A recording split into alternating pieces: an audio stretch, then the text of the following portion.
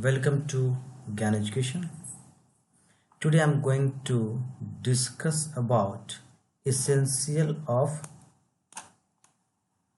bank computerization.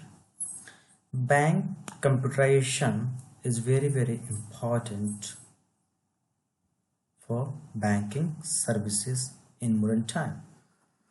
तो हमारा principal and practice of banking के यूनिट 31 मॉड्यूल सी में हमें ये टॉपिक कवर करना है। आइए इस टॉपिक को हम कवर करते हैं और समझते हैं। The concept of bank computerisation practically started after 1981 1981 के बीच, और जो है इसका जो एक रफ्तार पकड़ा कंप्यूटराइजेशन का वो पकड़ा 1983-84। ये जब 1983 में क्या हुआ था, एक कमेटी गठन हुआ था। उसके चेयरमैन थे डॉक्टर सी रंगराजन, जो उस समय आरबीआई के डिप्टी गवर्नर थे। तो रंगराजन कमेटी भी बोल सकते हैं इसको। और जो इनके इस कमेटी के बाद ही जो है इंडिया में बैंक में कंप्यूटराइजेशन का एक रफ्तार पकड़ा और सभी बैंकों में कंप्यूटर लगाए गए। कंप्यूटराइजेशन की जरूरत क्यों पड़ी? Need for computerisation. इसका बेसिकली जो है कुछ ऑब्जेक्टिव्स हैं, जो उसमें हम मेजर ऑब्जेक्टिव की बात करें तो 4 जो है।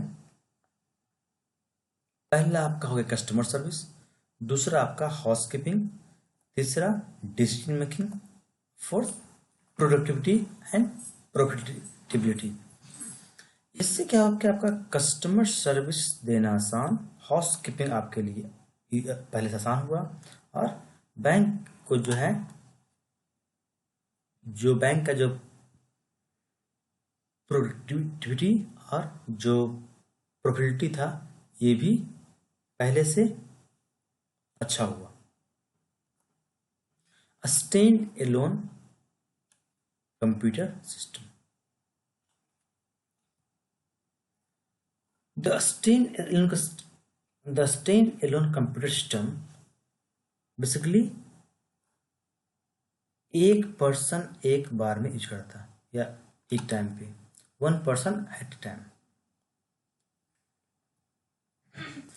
तो stand-alone system best suited for decision making process which involves processing and analyzing of data। तो बेसिकली जो स्टैंड एलोन सिस्टम जो था वो डिसीजन मेकिंग के लिए और जो और डेटा एनालिसिस के लिए काफ़ी अच्छा था और कह सके कि बेस्ट सूटेड था। और इसमें जो क्या था कि मल्टीमीडिया कैसे हैंडल करना है, high quality graphics, text messages, सब कुछ इसमें अवेलेबल था। अब बात करते हैं मल्टी यूजर सिस्टम का। मल्टी यूजर सिस्टम जो है are computers on which several people can work at same time. मतलब एक बार में एक टाइम में बहुत सारे यूजर काम कर सकते हैं। ओके, तो ये आपका है मल्टी यूजर सिस्टम। इसमें आगे आपका एग्जांपल्स क्या हैं? Mini computers, mainframe computers, micro computers and the more powerful super computers all fall under this category. इससे बेसिकली आपको जानते हो कि बड़े बड़े लैब, बड़े बड़े रिसर्च सेंटर में बड़े बड़े कंप्यूटर जाते हैं। वहाँ पे एक कंप्यूटर में बड़े बड़े बहुत सारे यूजर होते हैं और जो है एक ही डेटा सेंटर से सभी काम करते रहते हैं। ओके, तो ये मल्टी यूजर सिस्टम है। उसके एग्जाम्पल्स को क्या है? Mini computers, main frame, micro, इसके एग्जाम्पल है। और सबसे मोस्ट जो मोर पावरफुल उसमें होता है वो आपका super computer. Multi user computer networking, ये किसके लिए क्या होता है? कंप्यूटर नेटवर्किंग के लिए है क्या कि एक सिस्टम है जिसमें सेंट्रलाइज प्रोसेसिंग कॉन्सेप्ट को यूज किया जाता है, जिससे कि सारे information kept and processed at the main central machine and various terminals are attached to the main computer. Okay.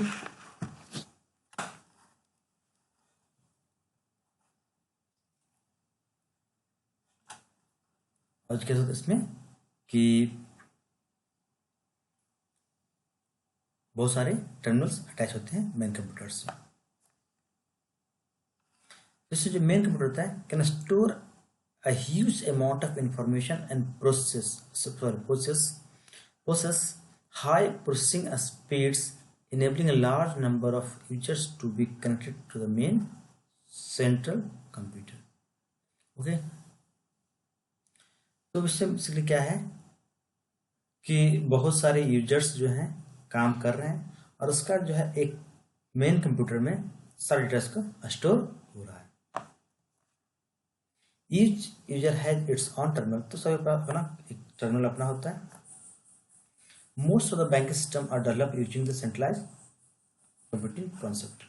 जो बैंक में है क्या है, सभी ब्रांचेज में जो सिस्टम यूज हो रहा है, सभी ब्रांचेज हो गया, सभी ऑफिस सर्कल ऑफिस हो गया उसका, और जिसका जो मेन एक हेड ऑफिस में सारा कुछ जो है एक पर्टिकुलर हर जगह का एक सिस्टम मतलब मेन कंप्यूटर सिस्टम बना होता है जहाँ पे सारा डेटा स्टोर होते हैं।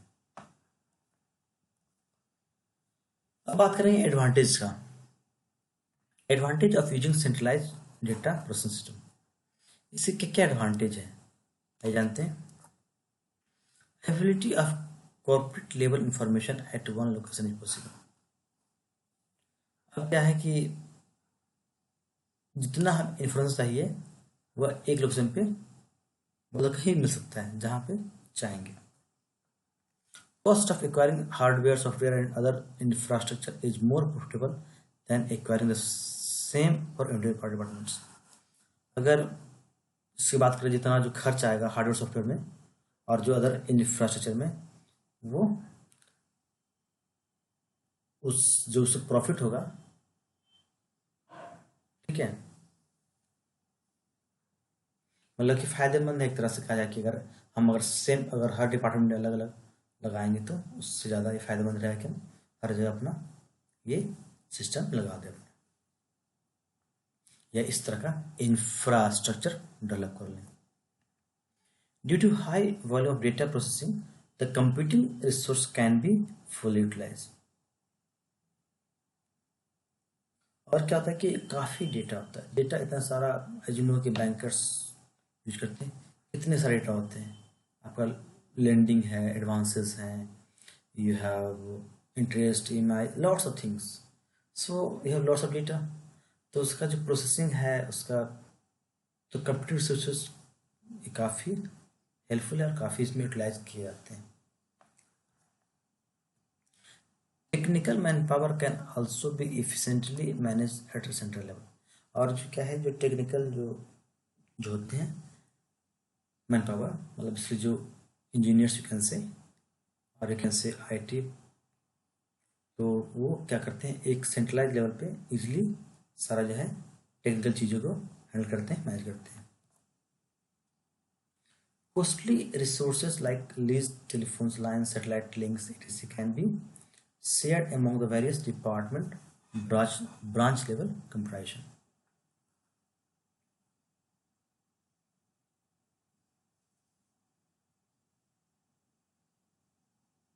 और जब से जो कॉस्टली रिसोर्सेज है, जो महंगे रिसोर्सेज हैं, जैसे कि टेलीफोन लाइन्स हो गया, सैटेलाइट लिंक्स हो गया, और जो है ये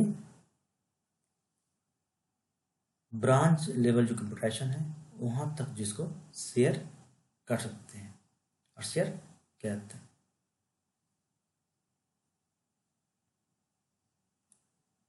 ओके, सो जो तो आसानी से जो है कॉस्टली रिसोर्सेज भी शेयर किया सकते हैं ब्रांच लेवल तक। Computerisation at branch level can be use to, क्या क्या काम कर सकता है अगर हम ब्रांच लेवल की बात करें तो? Provide better and speedy customer services.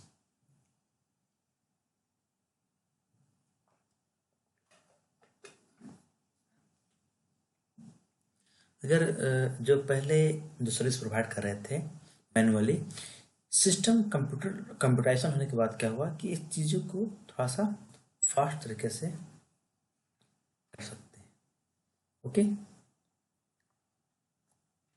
Improve house keeping services, और जो हाउस कीपिंग में मतलब कौन से फाइल कहाँ रखी हुई है और जो चीज़ें हैं, डिफरेंट आइटम्स हैं, उसको आसानी से भी मैनेज कर सकते हैं। Analyse the branch level data for decision making, और जो ब्रांच लेवल पर डेटा है, कितना लेंडिंग एडवांसेस, डिफरेंट जो एक्सपेंडिचर्स, इजीली हम एनालाइज करते हैं डिसीजन मेकिंग के, कितना प्रॉफिट है ब्रांच लेवल पे। Okay, generation of various reports, different parts, different reports भी आसानी से निकाल सकते हैं। Total branch automation, this is a real time of online banking, जिससे कि एज यू नो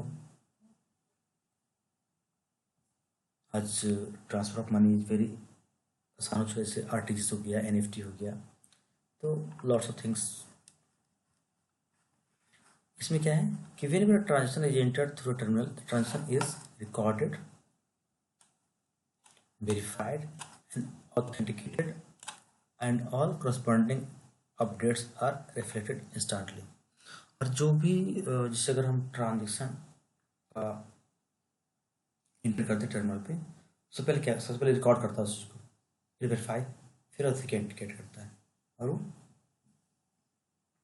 क्या होता है, जहाँ ट्रांसफर होना है ट्रांसफर हो जाता है, और फिर रिकॉर्ड आपके पास रह जाता है, और तुरंत शो भी करता है आपको। Various outputs such as ledger extracts, passbooks, vouchers, statement of account are generated online, सब कुछ ही ऑनलाइन आपको अवेलेबल हो जाता है। और जो है आपको it is possible to provide single window transaction, ठीक है, that means a customer can approach any control for completion of all his her transaction, मतलब कि जो है सिंगल विंडो, मतलब ये हो गया कि कोई भी काउंटर पे कोई काम हो सकता है। Okay, off-site ATMs are also linked to the branch system to enable the customer bank anywhere any time, मतलब कि आपका जो है ब्रांच से दूर भी अगर कोई ATM है तो वहाँ से भी आपको लिंक कर दिया गया, तो आपको आसानी से मतलब बैंक की सर्विस मिलती रहेगी एनी टाइम और एनीवेयर। उसका मतलब ये होता है ATM का।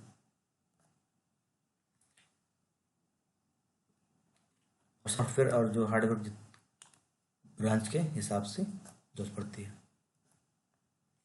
Computerisation as regional circle office,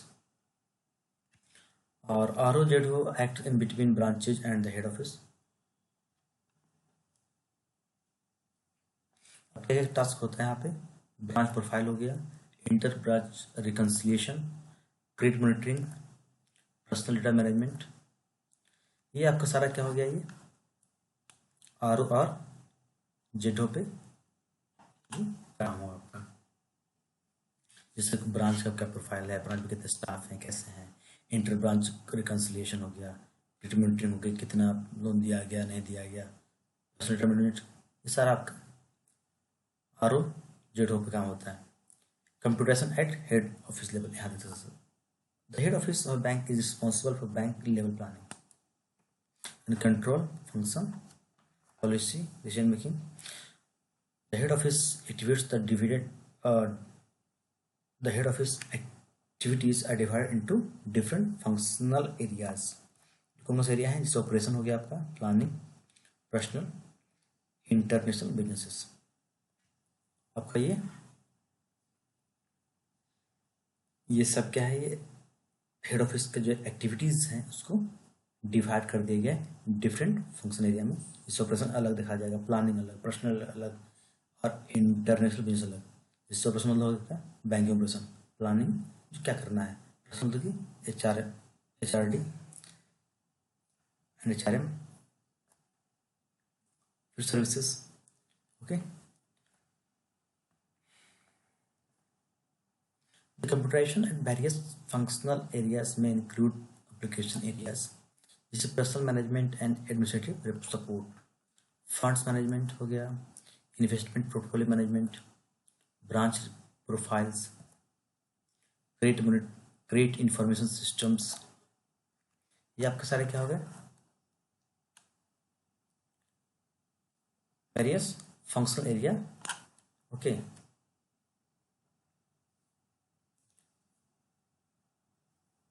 अब बात करते हैं लैन का, लोकल एरिया नेटवर्क। ओके, तो computer network that links computer and peripherals within a localized area, say within a building, is known as LAN। Okay, मतलब एक ही बिल्डिंग में अगर जो है कंप्यूटर दूसरे कंप्यूटर जोड़ा जा रहा है तो उसको बोला जाता है लैन, मीन्स लोकल एरिया नेटवर्क। आप इस एक ब्रांच के लेवल पर समझ सकते हैं। Generally a LAN will not extend beyond 150 metres, 150 metre से ज़्यादा ऐसे दूर मतलब लंबा नहीं जाता। और it can be up to maximum speed of 1 kilometre, और लेकिन जो है मैक्सिमम जो है 1 किलोमीटर तक ले जा सकता है।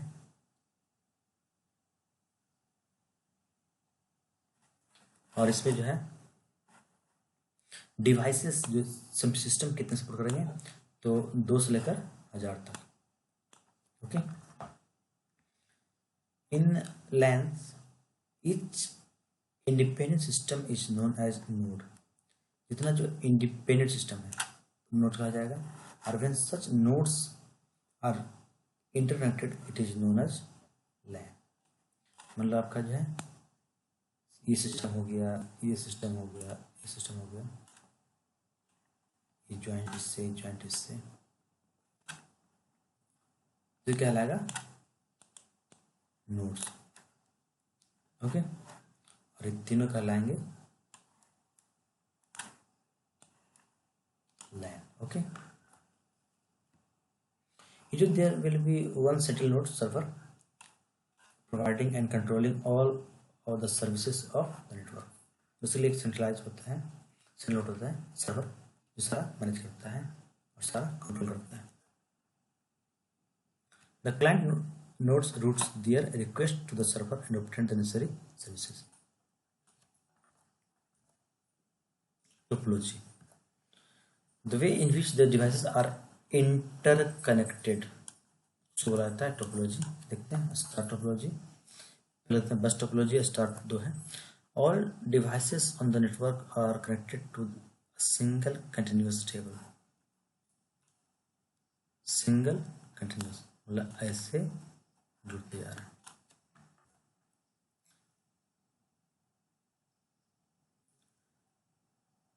Transmission from any station travels to the length of the bus in both direction and is received by all the stations।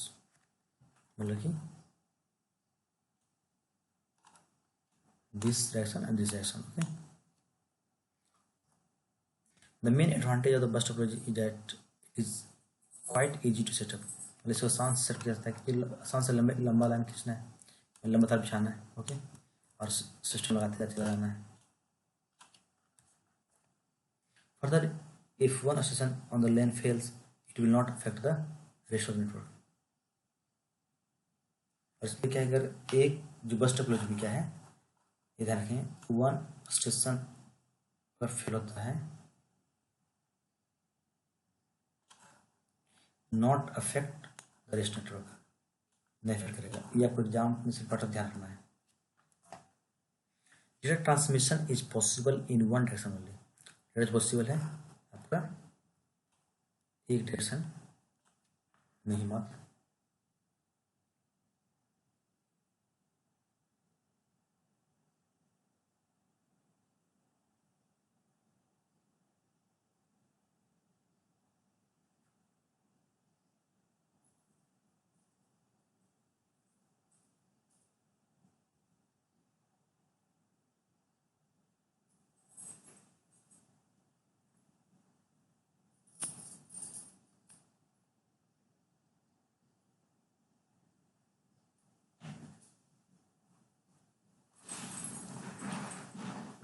अब बात करते हैं स्टार टोपोलॉजी का। In star topology, the central node is often the master, or each of the other nodes is joined to the master by separate links. होता है separate link से जुड़ा होता है। It cannot handle large traffic as every transaction has to pass through the central node. इसमें क्या होता है कि लार्ज ट्रैफिक ये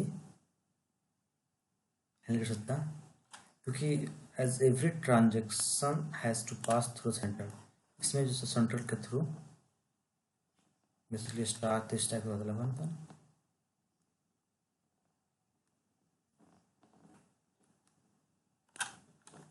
okay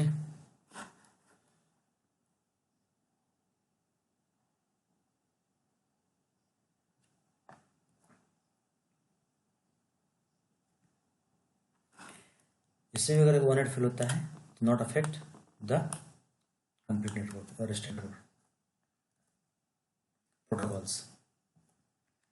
Protocols are the rules for communication between similar modules of process, usually in different modes.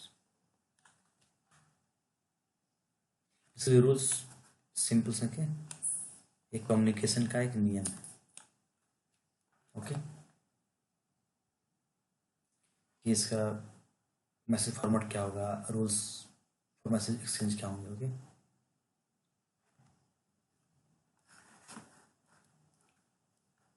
क्या करता है control, ये control priority and sequence of transmission. Okay the network cannot the network protocols depend on the adapters. Some of the commonly used type of adapter are Ethernet and token ring. मतलब क्या क्या है ये commonly used adapters है। Multiplexer का use किया जाता है, तो क्वेश्चन होता है कि मल्टीप्लेक्सर क्या होता है। तो multiplexer is used to receive signals from several communication lines and pass communication line. तो इसका यूज किया जाता है कि इससे जहाँ पे वीक सिग्नल आ रहा है तो वहाँ पे लगा दीजिए ताकि वो आगे जो है फिर एक मजबूत सिग्नल पास ऑन कर सके और इस तरह से जो नेटवर्क आसानी से काम करेगा। Network operating system, the function of networking software is set up some computer as host or server and some computers as clients to the host. Basically, इसमें कंप्यूटर के इसमें क्या आते हैं, होस्ट होते हैं और server and some other computer as client. एक केस में क्या होगा, क्लाइंट एक होस्ट। मतलब मेन जहाँ सर्वर है आपका हो गया, सर्वर को ही इधर से होस्ट बोल सकते हैं और जो क्लाइंट जो यहाँ पे यूज हो रहा है its client. Server manage the printer sharing, file sharing, communications, link sharing to their clients. Terminal से the advantage of using LAN in the banks advantage क्या दिखता है, expensive resources such as computer hardware software can be shared। मतलब एक ही चीज को जो है एक ही सिस्टम को क्या लोग शेयर कर सकते हैं, तो इससे कंप्यूटर ऐसा जो कुछ एक्सपेंडिचर है वो बचता है और जो है information store on the host computer is level to all the lake system पे स्टोर कर लिए, बाकी सबके लिए अवेलेबल होगा। इसलिए इससे क्या होता है कि आपको डेटा का डुप्लीकेसी की जरूरत नहीं है कि एक ही डेटा एक कंप्यूटर में स्टोर हो रहा है, बस एक ही कंप्यूटर में स्टोर किए सिस्टम ब्रांच में हम लोग यहाँ से। Since all the terminals are intelligent terminals, processing load is shared between the various machine and there is no overloading on any single machine. There are also a few shortcomings of LAN such as this complicated software has to be installed for the data management. Simple सी बात है, security risks are higher, maintenance cost of the system is high and it has to be done frequently। तो ये सब सारी बातें हैं shortcomings, मतलब जो कम कुछ खामियां हैं LAN क्या ये सब है। वाइड एरिया नेटवर्क,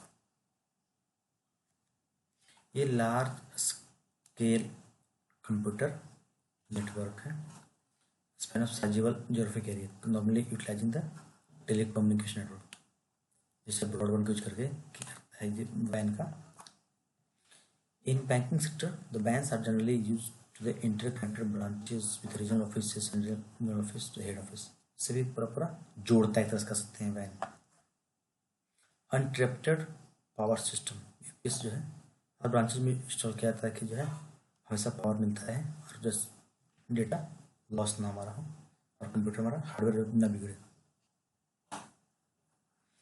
और जो इसमें जो ईपीएस करता है कि EPS attach with the file server automatically takes over the power supply file servers और the main computer to limit the chance of data loss. वही अगर करप्ट हो जाएगा, अगर एक लाइन चली जाती है और डेटा स्टोर से नहीं हुआ तो हमारा डेटा लॉस हो सकता है, हार्ड डिस्क करप्ट कर सकता है। कोर बैंकिंग बात करते हैं। In core banking, there is a central database for the bank and transactions are done centrally. आप जानते हैं CB आजकल। It offers integrated product and services to the customer around the clock. Business components to have retail customers banking modules, deposits, loan bills, remittances, local clearing, trade finance, forex modules, government businesses modules, to have corporate finance and services branch modules, to have enhanced MS modules, to have modules for business intelligence, to integrate with the existing ATM, still banking, debit, so अंदर new channels। ये सारे ये जो है ये business components हैं जो इस तरह की जो है आपको नेट मतलब कि जिसमें आपको हमारा कंप्यूटराइजेशन से हमारा काम आसानी से और इंटीग्रेट कर पाता है। ये सारे किसके हैं? ये core banking.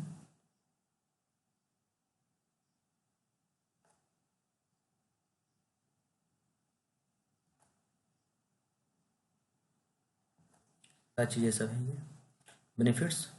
enable the establishment of the reliable centralized data repository for the bank, facilitate the data warehousing and data mining technology for the business intelligence। तो चीज़ें काफ़ी आसान हो जाती हैं इससे। क्या होता है, सेंट्रलाइज डेटा आपके पास है, फिर जो है आपको डेटा माइनिंग आसानी से हो जाती है फॉर बिजनेस इंटेलिजेंस के लिए। बिजनेस में कहाँ loss profit you can easily check. ये चीज़ implementation of the integrated customer service like ATMs हो गया, टेली बैंकिंग, सारा कुछ है आसानी से किया जा सकता है क्योंकि सब कुछ आपका इंटरकनेक्टेड है। Enable centralised bank management information decision support and जिसको आपको डिसीजन लेना हो या फिर सपोर्ट करना हो या फिर इंफॉर्मेशन शेयर करना हो आसानी से हो सकता है। System efficient and effective MIS/LM risk management. तो आपका आसानी से रिस्क मैनेजमेंट भी आसानी से कर सकते हैं।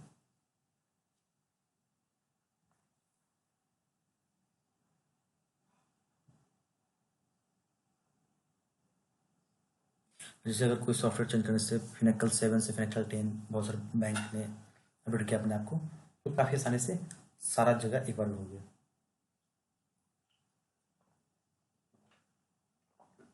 जो डेटा था उसको यूज किया गया। Facility business process re engineering BPR to streamline the existing process.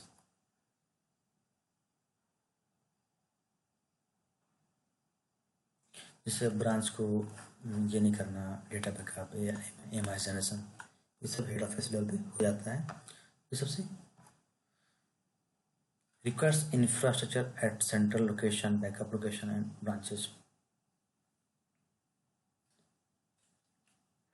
इस सिंपल सी बात है, इंफ्रास्ट्रक्चर चाहिए होता है, चाहिए होगा।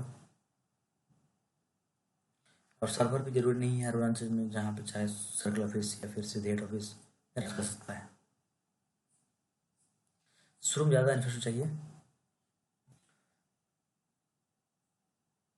और बाद में फिर धीरे धीरे कि सस्ता पड़ता है और ज़्यादा महंगा नहीं पड़ता। शुरू में थोड़ा सा महंगा है